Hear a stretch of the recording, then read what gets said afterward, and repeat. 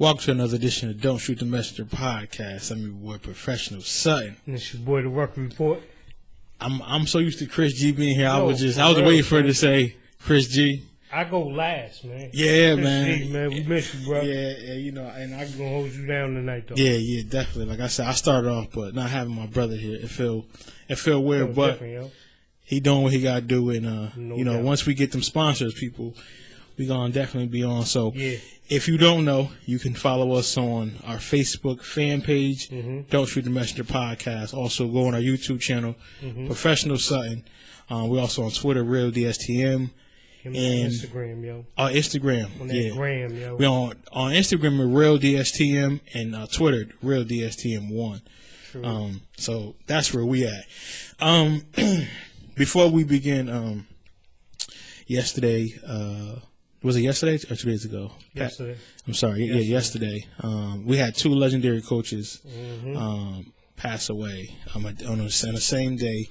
We had legendary former Tennessee Lady Vols coach Pat Summitt, and we had Buddy Rhymes, the legendary Bears coach, who was instrumental in the 1985 championship run.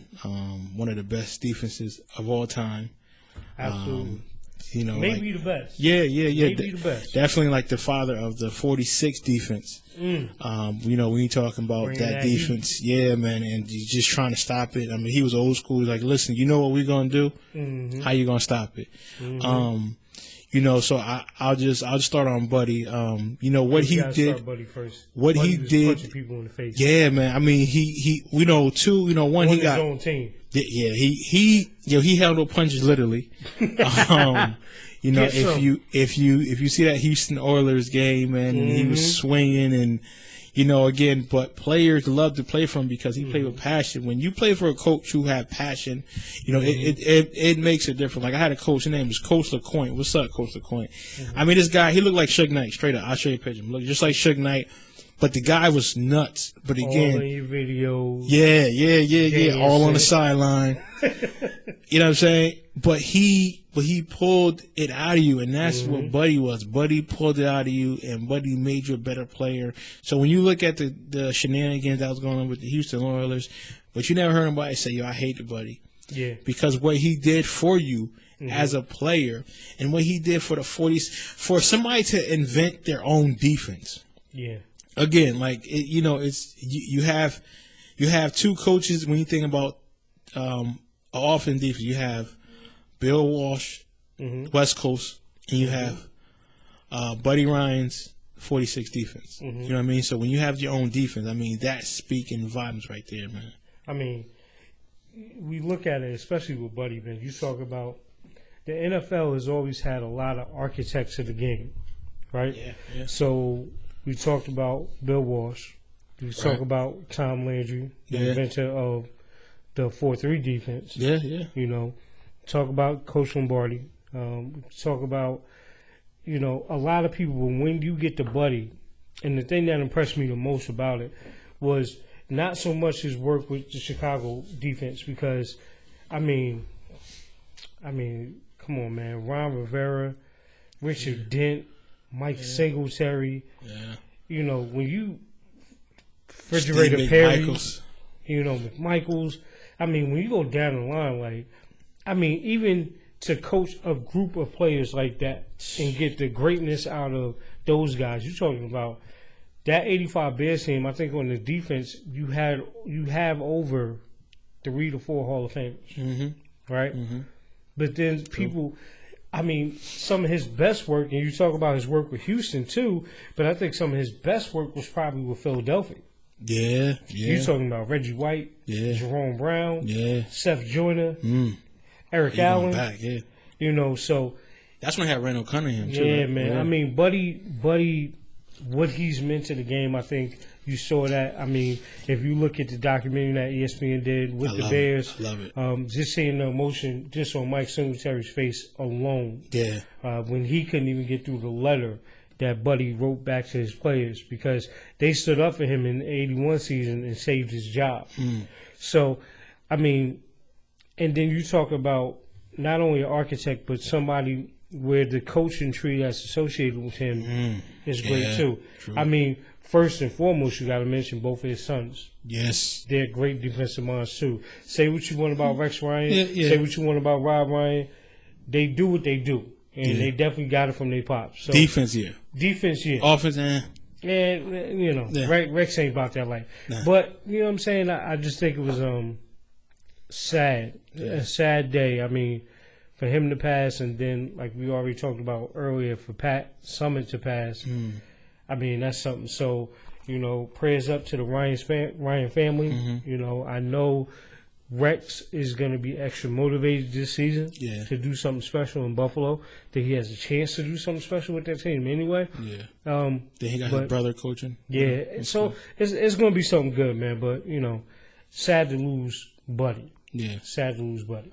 So on Pat's side, I mean, growing up a kid from Connecticut, right? Listen. I mean, in Connecticut, we don't have much. I mean, we don't have, you know, especially in the 90s, we didn't have much to glorify for our professional teams, and we still don't really have much. But I think UConn women put us on the map. But if it wasn't for Tennessee, I think that you would not be hearing about the UConn Huskies. And here's why. Yeah. When we were winning in the 90s, you had to go through big, bad Tennessee. Yep. Okay. Yep. And Tennessee had our numbers. But again, you saw those rivalries where people probably were watching, if not the same amount of men games as they were women games when it comes to UConn and Tennessee, because the legends that she put up, I mean, Shamika Holzclaw, I mean, Kara Lawson, I mean, Candace Parker, I mean, the list goes, I mean, Sylvia Fowles. Yeah, man. Shannon Bobbitt. Yeah, I mean, man. I mean, the list goes on. I mean, we can go, but what she did for women's college basketball is unprecedented because she brought it to a whole other level. But you know what? I don't want to cheapen her effect by just putting her in a box. What she did for the game of basketball. Oh yeah, nah. I was gonna get to that. You know what I mean? Because without what she did for there's no WNBA. You know what I mean? I think that she told people, like, listen, if we can do it on this level, then we definitely could do it professionally. But she gave those women the tools to be women and say, listen, you guys play here, you guys play there, and this is what it is. I'm showing these women. And again, she was getting a lot of people, a lot of players that nobody wanted. You know what I mean? Like, she'll go to the hood. She don't care. She will take a deaf player who was partially deaf. She doesn't care. You know what I mean? And turn them into an absolute phenomenon. Listen, this is the thing that people understand, man. That people probably, a lot of people do because they know the history of the game and they know the history of Pat Summitt. Right. But to start at a program like Tennessee, when you're 22 years old, right? Talk about as the head coach of a Division I program. When you're the same age as a lot of players on the team. Exactly. In Tennessee, which the school itself, the University of Tennessee, was, and this is how powerful the mark was known as a football school. Yeah.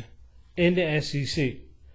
Tennessee is known now for its basketball. Yeah. It's all about the Lady Vols. Yes, and that's all directly linked to Pat Summitt. Even in an SEC school, we're talking about basketball, right? So you said the names of the players. I mean, like you said, the list goes on and on. But to get to a point to where you go from your first game, the attendance being 53 people, to you travel in the country being one of the best, well-known, well-respected programs in America. Program, not women. Program in America. Yeah. You win 8 national championships. 8. Right? You're on a list with Gino Auriemma, under John Wooden, and you're above Mike Krzyzewski. Yeah. I mean, you talk about what she did for the women's game. A lot of people will remember this when I say it, but she made Shamika Holzclaw so good that whether it was a joke or not, Slam put out a cover with Shamika with a New York Knicks jersey on. Could this happen? Because Shamika, and what she got out of Tennessee, was that damn good. I agree. Man. So, I mean, the biggest thing that I always love about sports, and you know me, and I know you, you know, sports is life. So, the best thing I saw yesterday was just the emotion. Yeah. Tied to the players, the countless amounts of players that talked to her. I mean, Shamika Holsclaw, she struggled through her ESPN interview. Yeah, man. Candace Parker, before they even asked her a question, broke down in tears. For Gino Auriemma, for him to go and see her before she passed, when they supposedly had a tenuous relationship, that's big. That's respect. You know what I'm saying? Like, they had battles. Yeah. You know what I'm saying? Legendary. I mean, the court is aptly named after her. It's called the Summitt. She has a statue outside of the athletic facility. Which she should have. I mean, but, man, I mean, just what she's done for the game of basketball, man, men's and women's side, was absolutely amazing. And to do the work that she did at a program like Tennessee, you're talking about for almost 4 decades. Yeah. Like, but again, the other side to it too, that I really wanted to make sure that people understand is, again, man, and I say it all the time, you know, especially as I'm getting older, like, yo, man, go to the doctor, B, get checked out. You know, early onset dementia is something that can happen. Yeah. You know, it's best that you get checked out and find out what's going on, but she battled that just like she would battle a team that was trying to take an undefeated season away from her. You know, so salute to Pat Summitt. I mean, I definitely felt the emotion too because I coached in the women's game for a number of years, so I know what that's like. But it's amazing, man. It's amazing how much coaches, how much sports can really turn somebody's life around. Listen, you know what I mean? Like Shamika Holsclaw was on air yesterday talking about when she went through her severe bout with depression, when she lost it, when she was in Atlanta playing for the Atlanta Dream. I remember that, yeah. She said it was Pat Summitt that knocked on her door and said, we're going to get help. And this is, 10, 12, 13 years after she graduated? Yeah. That's real, man. That's real. So, you know what? Pat Summitt, B. I think people forget what sports do for you. Like when people ask me, man, you know, why do you love sports? Well, I love sports because had I not played football, I probably would have been a recluse. I probably would have been a kid that, you know, they didn't want to do anything, who probably didn't have the confidence. But sports bring that out of you because when you see what you can do on a court, on the field, or when you push your body to a brink that you never knew you could push it, and you can keep going, I think that translates off the field and off the court because you're like, wow, if I can do this and put effort into it. And this is why I think every kid should at least try to play sports. Yeah. Why? Because when you look at what sports can do to you, how it can bring you to a place that you never knew you can go, and then you succeed. No, I'm not talking about winning state championship. I'm not talking about winning every game, but I'm talking about pushing yourself to your personal best. Like my son, he is like socially awkward, and if you know my son, he's quiet, he don't say nothing. He is. Kids like, why don't he talk? I had made him play baseball, right? So he wasn't good. That's fine. He didn't get no hit, but he was out there. Okay. Now his problem was when he first started playing, he was ready. He got hit by a pitch, and that was it. Any pitch that came, he was jumping out the box. And he was like, "Yo, I'm done. I'm going." So I coached his team. So I'll never forget. It was like second to last game, and they said, "Marquette, can you do us a favor?" They was begging and pleading with Marquette. Listen, just stay in the box. He's like, "I don't care if you don't swing, just stay in the box." So he's like, "Okay." I said, "Listen, you can do it." You know, but me being a father, like, yo, I don't know if I was more nervous than he. I'm like, just please. So he got in there, and he swung. He missed, and then the kid struck him out. When I said his whole team came out like he hit a home run, you would have thought this kid hit it. So, like, the other kids from the other team were looking at him like, "Coach, what's up?" And it was like, why are they happy? He struck out. They were like, Coach, like, don't worry about it. Just keep playing. But again, just to see that, and that helped him, you know, learn that he can talk to kids. That motivated him to do better. It does a lot, man. And you have a bond with your coaches that cannot be broken. Whether it's high school, Pop Warner, college, whatever, NFL, coaches bring a certain thing out of you because they bring something out of you that your parents sometimes can't. You know what I mean? Like they push your body to the point where it's like if 35 other kids or 12 other kids can do it, then why can't you? You know what I mean? And you can see the greater good of what you're doing sometimes. So that's why I think that when she died, it wasn't like, oh, what she done on the court. It was off the court. And like you say, you coach. People don't see when you take somebody home late or when you help somebody or you have those talks or you give them a meal or something like that when you there for them. I mean, listen, man, you know me. It's always going to be that for me. Like, sports is life. That's just what it is. I mean, one of the best stories I ever heard in my life when I first moved to Atlanta, they said it was a rec league coach in the city that died, right? And they said, you know, family was looking for a place to have a funeral. So many people RSVP'd. They couldn't have it at normal funeral homes. Come to find out that this guy had actually coached Arthur Blank. Arthur Blank is the owner of the Atlanta Falcons. Oh, yeah. Damn. Right? They let the man have his funeral at the Georgia Dome. Wow. And they almost filled the Georgia Dome. Wow. Now, you talking about a guy that in Atlanta sports, he was known to have coached in that area for over 40 years. Wow. So, I mean, it means something, people. And just like we talk about the lessons that people get from the sports are tangible and intangible, I look more at, you know, when kids play sports, we learn how to deal with things that are tough. Yes, are negative. Yes. So the hard times that we face on the field, you can translate to real life situations and go through it. So I just think it's amazing. I think yesterday, just in general, man, to lose two greats like that in one day, you know, and this is, again, people on the heels of losing Muhammad Ali. Yeah, I was just about to say that. Like, you know, we lost people who transcended the sport. Transcended the sport itself. Yeah. You know what I mean? That's crazy. So Pat Summitt, to me, is on that level. You know, God bless him. Gino Auriemma is on that level. Dean Smith was on that level. John Wooden is on that level. Mike Krzyzewski is on that level. Greg Popovich is on that. Doc Rivers is on that level. So the list can go on and on, but when you look at these men and women, the things that Vivian Stringer is another one that comes shout out to Jersey. You know how I do.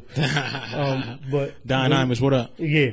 So when you look at these people, man, you gotta give them their props, man, because a good friend of mine, you know, shout out to my man Lee Dupree, aka Union on Track. What up? You know, we saving lives.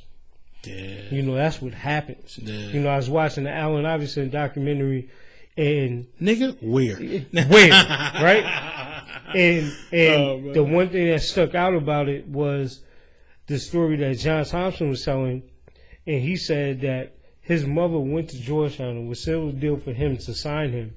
Was his mother said, if you don't take my son, they're gonna kill him. Damn.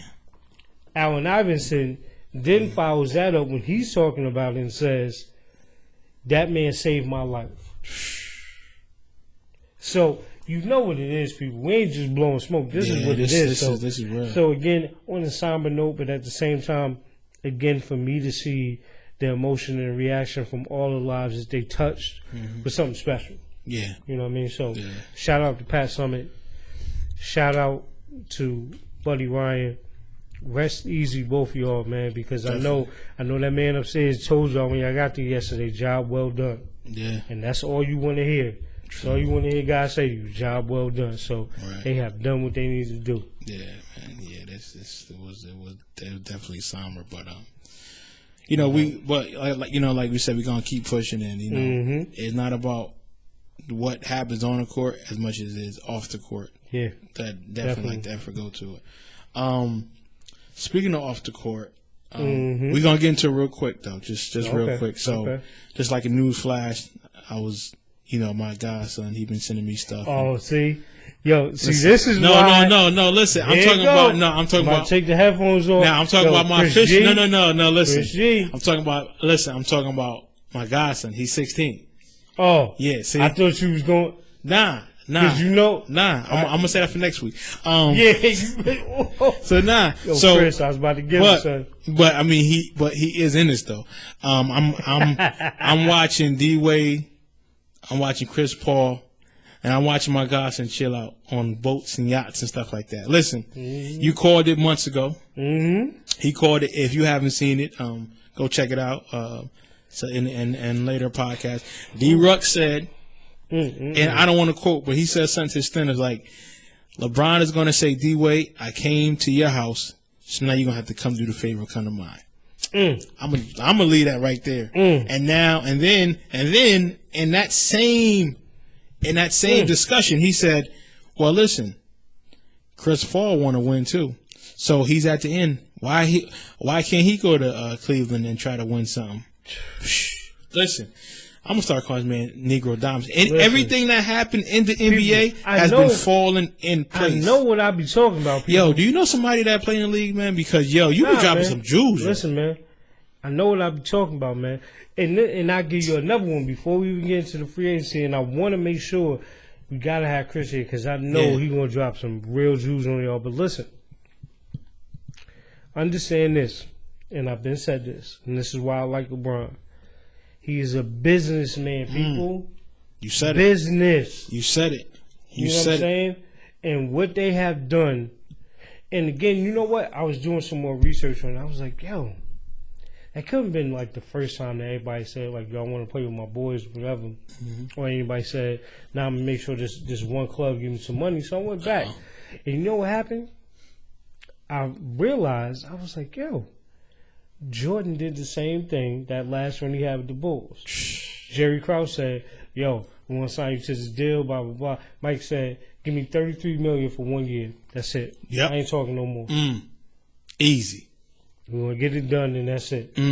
So, the blueprint been laid out, people. Yes. Now, what I will say, spoiler alert, it's going down right now because I'm telling you how it's going to go. Kyrie Irving is now a NBA champion. Jersey. Jersey. Right? However, LeBron is a person about his circle. You know who is in his circle. Don't think that it won't happen. And when y'all thinking about, what are you talking about? Yo, Ruck, you wildin'. Don't think that LeBron won't try to make a way. Or won't contemplate making a way to make a straight up trade with the Clippers for Chris Paul. And listen, Chris Paul for Kyrie. You go a step further, he won his other boy, Kevin Love for Melo. Shout out to Dark Mark. We talked about it earlier off the air. And then another thing, he ain't even got to make no trade to get D-Wade there. They're going to have some cap flexibility. Wait, check it out. Check it out. And here's the business side. What sneaker company is D-Wade signed to? Al Lane. Something Chinese. Who? D-Wade? D-Wade Chinese, yeah. He Chinese now. Oh, he ain't with Jordan no more? Nope, but Chris Paul. Oh, yeah, true. How about Melo? Melo with that Jordan team. And who's the parent company of that? Nike. And who got the $1 billion bill? Listen, man. Listen, it could go down, man. Listen, what y'all about to see after Friday, and that's why we saving it for y'all. Son, it's about to be better than an episode of Power. Yes. You know what I'm saying? Y'all about to witness his big business. Yo, it's about to be ugly. Because, again, the thing that I'm loving is these young men are now taking full control of their athletic career and saying, I'm going to control what I do. I love it. I love it. So, as much as I would hate to see Kevin Durant leave, yo, he's earned that right. As much as Dallas fans would hate to see Dirk leave, he's earned that right. You know, it's going. Listen, these things are going to happen because at the end of the day, and I said this before, it no longer matters the market. No, because we're in the social media age, you're going to make money wherever you go. And please, and also piggyback. Don't think that you won't see Dwight Howard in the Boston uniform. I called it here first. I put on Twitter. Yeah. But then you say, well, but they don't got the money. They don't have the cap room. Don't think LeBron won't say Nike, I'm about to make a deal. It's about to go down. By the way, he opted out, people. Exactly. He opted out of his contract. So listen, even though I'm not going to get the most money, I need y'all to like help me out a little bit. Listen, man. First of all, again, because it's a business, right? People don't understand, man. What these players sign for endorsement deals, come on, man. That's what I'm saying. That money that LeBron got coming, he's taken care of. Yes. The money that Chris Paul and Melo get from this Jordan company, they're taken care of. Listen, it's what Dwayne Wade is getting from that Chinese company, he's taken care of. People, his shoes aren't even sold over here yet. And he's listen, still eating. And if you say, oh, that don't matter, ask your boy Stephon Marbury how he doing over there in China. Yo. He like LeBron. He is like a Jordan over there. Let me tell you this. That strawberry having tattoo, bald head, big lip, Vaseline eating, Coney Island young man, because my man Marbury's eating over in China. 2001 Chevy Cavalier driving. He's eating over in China, people. Yes. He really is. Y'all, listen, the boy got lights on the bottom of his shoes in 2016. And he's eating over there. And them is 1 billion people over there. And he ain't starving. And they all love Marbury. He ain't starving. So it can happen, man. Like I said, I'm excited about the free agency. So it's going to be something. I know we're going to save that for the long show, but I'm excited. But I'm more excited that, like you said, these players are controlling their own destiny. They don't feel confined and say, well, I have to stay here. No, it's like, I'm doing what I want to do. Listen, man. I'm doing what I want to do. These NBA players are like that, like your favorite reality TV like chick, like Jocelyn Hernandez. They flipping every deal into something else. Yes. You know what I'm saying? They have to. The Puerto Rican princess. Yo, matter of fact, let me just say this real quick, Stevie. man. I'm so mad that I got caught up in Ratchet TV the other day, son. What happened, man? Yo, man, I'm just saying, man. I just want to self-report people. After watching Jesse Williams' speech on the BET Awards, for me to get caught up in Ratchet TV, I'm ashamed of myself, man. Sorry. I'm ashamed of myself, man. We better than that. It happens, man. We better than that, man. Yeah, like, because you know why you watch it? Because you watch it, you like, because you like, yo, this can't be real, man. And then but people think it's real. Yeah, yo, shout out to Two Real Radio too, because they had. Oh man, them dudes is crazy. Yo, man. they had an amazing. Now you know. Amazing show tonight. Now you know how I feel. I be sitting here in the back, just like, yo, I be trying to hold my laugh, but but it's so funny because even the stuff that they talk about, stuff that we see on TV, like people really be thinking that's supposed to be real life, man. Yo, listen, people, go out there and find you Aisha Curry. You know what I'm saying? Go out there and find you Savannah James right now. You know, she about it.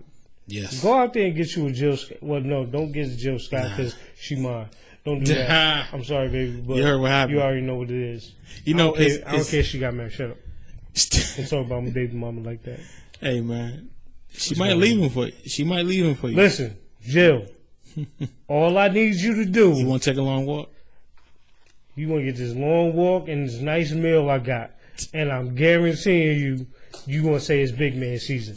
That's it. It's a wrap. You stupid. That's a wrap. This guy, man. Jill don't want no problems. Her husband don't want no problems with me. He don't want that. I like I said, I seen her in concert. And I just wanted to take her and just rest my head right between them like this. Son. Man. All right, get back to sports. Yeah. Because Jill Scott, boy. So speaking of a woman, okay, we talking about the Olympics. Oh. So just in case some of you don't know, the Olympics is basically damn near canceled. Yeah. Everybody and their mother is like, yo, listen, I ain't messing with this. Yeah, you gonna see people walking around down there in hazmat suits. Hazmat, yo. Passing out. Because they trying to go to a tennis match or the Olympics is about to be the Hunger Games for real. Okay, it's really about to, it's about to be the Hunger Games for real. I volunteer for tribute. Yo, listen, it's about to go down. You're gonna see people fighting for their life for real out that mud. You're gonna see people running a 100-meter dash to the hospital. That's what you're gonna see. You're gonna see nobody running. You're gonna see people running past. You're gonna see people dunking to the hot. Watch, man. It's gonna be crazy, man. You're gonna see the Olympic team with the freaking gas mask on. But tell them why you feel like this, man. So, give them the conspiracy, son. Listen, it's a virus. It's called Zika. Just in case you guys know about it, it's called Zika. So Zika basically, they said if you are pregnant If you are trying to get pregnant, if you are a guy who's trying to get a woman pregnant, if you are a guy who already got a woman pregnant, if you a guy who think that you might trying to get a baby mama pregnant because you like her because you already had the sister, you gonna catch Zika. I mean, like it's basically everybody. Like they was like, oh, we're only gonna narrow it down to this many people. But however, when you look at the Olympics, it comes around every 4 years, right? Mm-hmm. That's why it's called Olympiad, because it's Olympics every 4 years. So when you look at it, it's a lot of countries who did not get that bid, or they didn't win the bid, and they're mad about it. So now you have countries, or even some states like I think LA's doing it next year. Well, next Olympics, right? I think we did get it back. I'm not sure. I got double check that. So when you have countries who should have got it and they didn't, because again, you're talking $1 billion of revenue. You're not talking like a few hundred. This is a bit like this can literally put your country or your state over the top. Yes. Yeah. When you look at Atlanta, prior to the Olympics coming to Atlanta, if you wasn't Martin Luther King, or if you ain't living in Zone 3, nobody knew you. Okay. You from the trap shouting? Exactly. So it can literally turn your whole economy around. So when you got people like San Diego, Minnesota, you got people fighting to get this revenue, and if you don't get it, you got a third world country like it's not third world country. I don't want to say that, but some parts are. You can say, listen, they got this thing called Zika. What the hell is that? Some type of mosquito. What does it do? It can kill you. Now you got people who should have played, who didn't go, who wanted to go to watch Olympics. Now they're backing out. So now you subtract all that money from the owners, billionaires, millionaires. And it's definitely affecting because they're losing star power. Losing star power. Now, who wants to go play? LeBron is not going over there. Okay. Chef Curry with the pot ain't going. He's not going over there. James Harden ain't going. James Harden. But not only that, but they're not even going to watch their boys play. Nah. Because before, they'll go over there. Well, you know why they ain't going, though. Well, yeah. Listen. It ain't only Zika. Listen. Yo, it's just Zika. Listen, they told y'all, listen, y'all coming to Rio, you got two options. You got the package, and y'all know what I mean by the package. Yeah. Or you got Zika.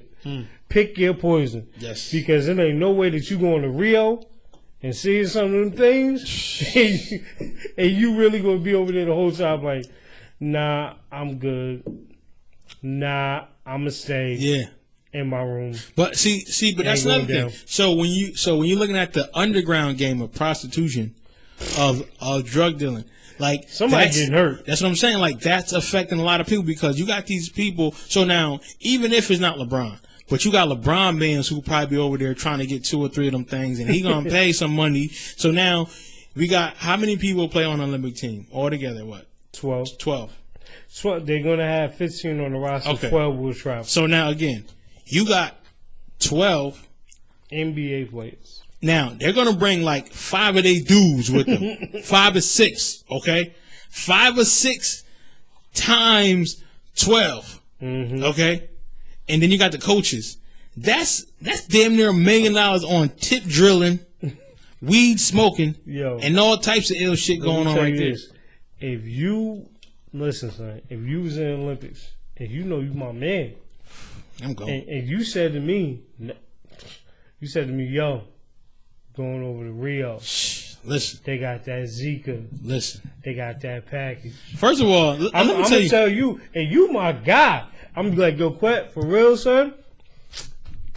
Yeah, man, I watched Touristas yesterday. I ain't going. Nah, listen, son. I ain't going. Listen. I ain't doing it. Nah, you got to remember, right? I ain't doing it. I'm looking at somebody like Draymond, right? Where he from, Michigan? He got some niggas out there like, nigga, they don't watch the news. Like, Zika, shit, nigga, I'm about to go out there with she at, man. Hell yeah. Nah, dog, you don't come out here, Zika, nigga, I ain't scared of no Zika, nigga. I know her. I know Quita, nigga, I just seen the documentary. And I'm out there. Who else on that team? Who else? I'm trying to think. Listen. Let some of Draymond's people go over there, and when they come back home, they try to get hyphy, right? Listen, yeah. And something fall off. Exactly. Hey, shout it. Hey, man. And something just dropped off. Like, so like I was saying, the fuck was that? Nigga, that was my finger again. Fucking with Zika. Yo, man. It's something though, man, but right around walking on Keisha, smoking on Zika. Yeah, we gonna see what happens, but it definitely is taking a hit. But you know what? Shame on Brazil, man. Shame on Brazil, because you had 4 years to really correct some of the stuff that's going on. It's not even just the Zika, too, people. They're talking about the water. The water. It's just disgusting. The beachfronts, everything. Like, I've seen clips, and I'm like, yo, how did they even think?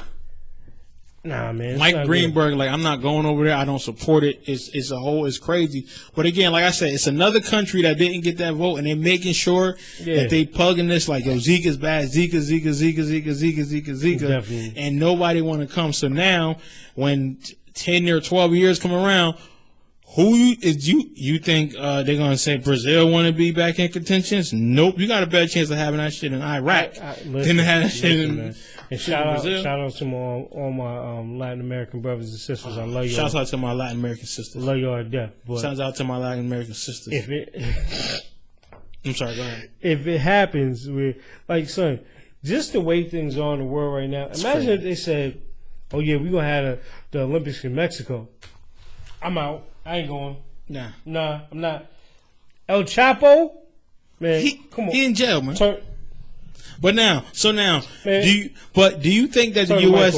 But do you think that the U.S. should have said, "Now we're gonna pull our team from over there"? Well, so you know how I do, people. Let me give you a little history lesson, right?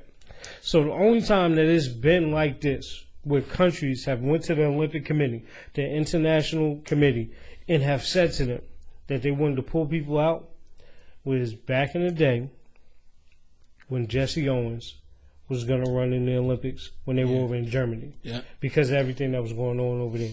You had countries that were ready to boycott. The crazy thing about it is, right now where we are to date, it's too late for anybody to back out. Now, I think 1982. Remember in 1980? 82 could happen too. No, not 1982. 1980. Remember when it was like, yo, we don't want to play? Because, you know, that's when the whole Cold War thing was like, nah, we good. Yeah, Russia and all that stuff. Yeah, we good. Like, so it's happened before. But again, right now where we are to date, because, again, these are the Summer Olympics, right? It's too late. Yes. So, I mean, even though, and this is the thing too, people, that I'm kind of looking at from the sports angle now. Because these people have backed out, it's going to be tough to win a gold medal this year. It's not a given. It's true. It really isn't a given. Like, understand it's really going to be tough. I was really, really, really greatly surprised that Kyrie said he was going to play. I think that was all off the respect for Coach K. Oh, man. He bring like 7, 8 niggas from New Jersey. Yo, they're going to turn it out. Oh, my God. Man, you know how I was going to go. You know how Jersey niggas get down, man. It's going to be that Millie Wap and Fetty Wap going down at the same time. He going to say hello. You know what I'm saying? With a little bit. Well, actually, not even a little bit. Because you're going to know how Kyrie get down. There's going to be a lot of Justin Bieber. Yo, they're going down. Tear Brazil. Yo, fuck Zika, nigga. They're going to like Jersey. Listen. That shit going to be Jersey. On wherever Kyrie is, don't plan on saying no brown skin sisters. You're going to see a lot of our beige counterparts. So you're going to see Matt Steph Curry's in the next 12 years? Yo, listen. Oh, that's how you get down? Matt Steph Curry's with handles and the straight goatee. That's crazy. Nah, Jersey in the building. So you're going to see kids with tattoos coming out the womb, though. Like JR, put your shirt on, man. Yo. It's over. Put your shirt on, Did you hear JR. what Obama said? He said, come on. Tell JR put his shirt on. Come on now. Hey. Just give him dick. Hey, JR. I'm the president. Put your shirt on. Yo, either way, it's going to be something to watch, man. But listen, man, it's not a given, people. It's not a given that Olympics is going to be something tough. Yes, I'm saying. Yo, I got a feeling that this is going to be probably one of the best Olympics because you're going to have a lot of teams who are going to say, you know what? Y'all don't want to come. I got something to prove. Yo, that Argentinian team, Manu is playing. France, Tony Parker and Boris Diaw are playing. The Greek team, the Antetokounmpo brothers are playing. Canada, Tristan Thompson is playing. Andrew Wiggins is playing. Anthony Bennett is playing. Like, who? Yeah. He was the other Cavs player. He was the other. Yeah, we sure know how to go to Canada, don't we? Yeah. Cavs, don't we? You know what I'm saying? Drake will bring the 6. All summer 16. All summer Zeke. All summer Zeke. Like, it's going down, but I'm excited, man, because I mean, again, the best athletes in the world. Yeah. Not even just basketball, man, in the world. Michael Phelps, we talking about off air. Smoking. Dudes, literally. Michael Phelps got some of that Wiz Khalifa. Mm-hmm. Y'all better be worried. He got some of that Khalifa. Mm. He was floating on that water last night. Man. Easy. Yo, listen, I cannot wait to see what's going to happen. Mm-hmm. Like I said, politically, I can't wait for free agency, man. Listen. Politically, the Olympics was a ploy to get them out of there, but they didn't succeed. But shame on you guys for not fixing it. But like D said, when you talking about free agency, it's a lot going to happen. And listen, I don't care nobody say my boy D-Ruck, he be knowing. I think he got like an agent, because everything he said this year has become true. Listen, man, I'm trying to tell y'all, I know a little bit. Listen, let me tell you why. He probably don't remember. He said, wouldn't it be funny if like the Cavs were down 3-1 and they came back and won it? And then him and Chris chuckled, belly laughed. That would never happen. Yo, man, I think he Illuminati, man. He Illuminati. Listen, man. All we do is red bottles and paper plane hats. Second thing is, don't think you ain't slick for putting that damn Cleveland thing in there. No, I can't wait till Chris G come back and get on you, boy. Listen, ain't nothing to say, yo. Listen, y'all the world champ, man. I'm just enjoying this NBA off season. Yo, I do want to say this though, and we do this very often because he's a good friend to the show. Shout out to my man Richard London. All I'm saying is, man, I hope you don't come around me with that hat on. Yo, that hat is fire. Matter of fact, I'm about to get me one right now. I got some scissors. I got a lighter in the car. Damn, that's hitting. Yo, don't worry about him. Yo, you better be worrying about KD trying to stay in OKC. Yo, listen, man. Again, and I know we're going to get into it on another show. First of all, people, I ain't scared of none of that. Because guess what? He leave, no problem. Guess what I'm going to be rooting? OKC, because that's how I get down. So I ain't worried about none of that. So they go back to Seattle. Yo. Yeah, they go back to Seattle. It's a wrap. All that OKC stuff is definitely going back. I'm saying, keep your OKC hat. Nah, it's going back. They go back to Seattle. They ain't getting Sean Kemp. People, it's a party. They go back to Seattle. It's a party. It don't matter. We could just have a team with just Nate Robinson and Jamal Crawford. I'd be happy. Dylan Tripp ain't coming. He coming. Hershey Hawkins ain't coming. He definitely coming. The glove love, baby. No, Gary Payton ain't coming back.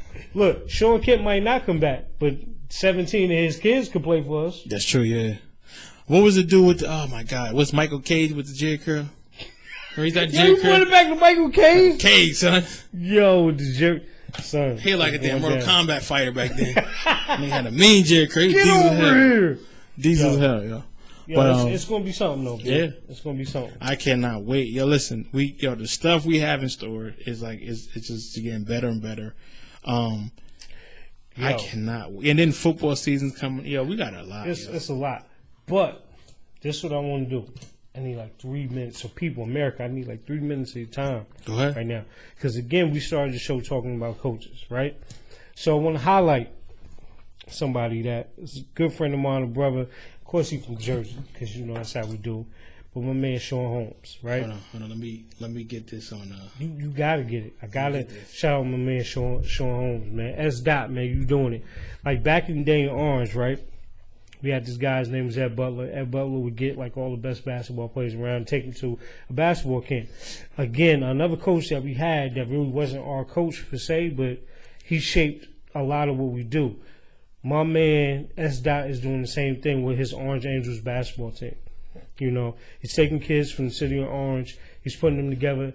He's letting them play in youth league games. I mean, they're doing positive work in our community. You know what I'm saying? So I always want to put that on blast. The fact that he's from Orange, that he's giving back to Orange, is something that's special for me because where we grew up, man, we fought for everything. You know what I'm saying? And we were lucky to have a lot of good men stand for us. And for him right now, he's a great man, a godly man that's standing for these kids and making sure they get what they got. They had a little situation a couple months ago where they were going back and forth with the Board of Education and them not letting them play in certain gyms.